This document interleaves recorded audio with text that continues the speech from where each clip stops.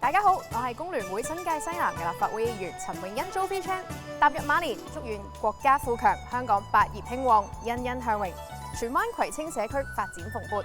新年新希望，展望馬年，穎欣會繼續堅守服務嘅初心，以改善民生為根本。立法會首要嘅工作就係妥善處理好宏福苑居民嘅安置問題，推進改革，加強樓宇管理安全，同時主動做好對接國家15規劃嘅工作，融入國家發展大局，實現高質量發展。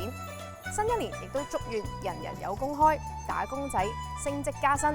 工聯會關注勞工權益，我哋建議政府制定較高失業率嘅行業有支援嘅機制。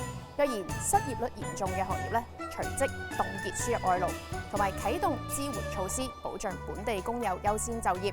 穎欣再祝願大家馬運亨通，馬到功成，龍馬精神，恭喜恭喜！